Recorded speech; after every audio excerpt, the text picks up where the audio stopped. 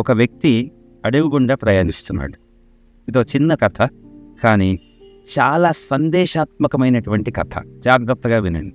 కథే కదా అని తీసి పారేయకండి. ఒక వ్యక్తి అడవి గుండా ప్రయాణిస్తున్నాడు. ఒక రాక్షసుడు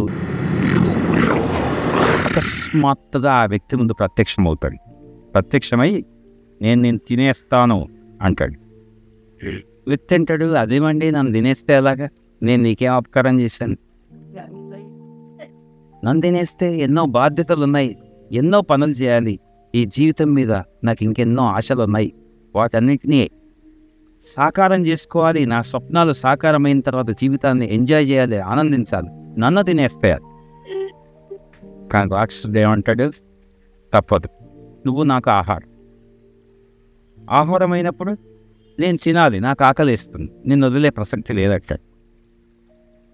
చివరికి ఈ మనిషిలో అంతర్మథనం మొదలవుతుంది.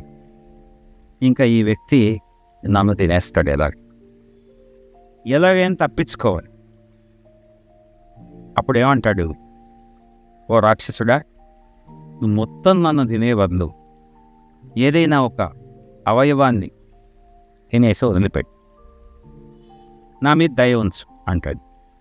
అప్పుడు రాక్షసుడు ఏమంటాడు, నీ 2 కాళ్ళను తినేస్తానంటాడు. అదేంటండి? కాళ్ళు తినేస్తే నేను నడవలేను, కాళ్ళను వద్దు, ఇంకేదైనా అడగండి. నీ కుడి చెయ్యిని తినేస్తానంటాడు. అదేంటండి? కుడి చెయ్యి కదా, దక్షిణ హస్తం కదా, రైట్ హ్యాండ్ లేకుండా దేన్ని అనుభవిస్తాం మనం? ఏం పని చేయగలం?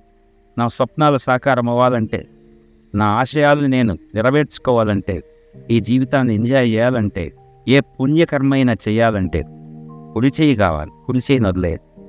చివరికి రాక్షసుడు నీ ఎడం చెయ్యిని తింటానంట.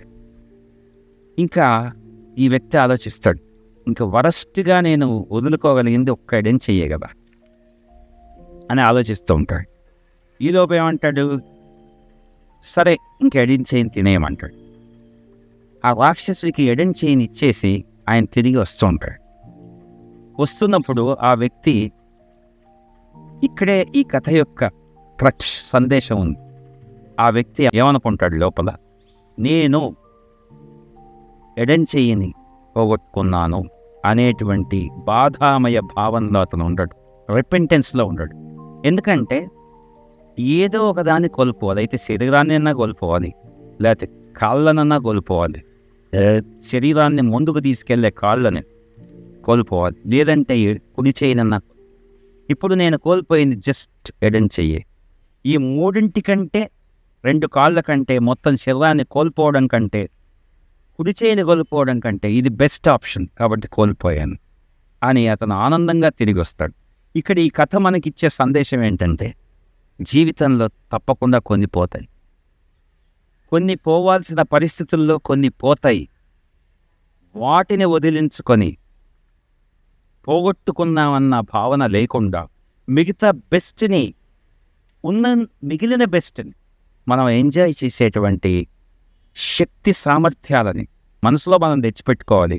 ఆ రకంగా పోయిందేదో పోయింది, ఉన్నదాన్ని, ఉన్న బెస్ట్ని ఎంజాయ్ చేసేటువంటి సామర్థ్యాన్ని మనం తెచ్చుకోవాలి. ఓం శాంతి. For more such videos, please like, share and subscribe.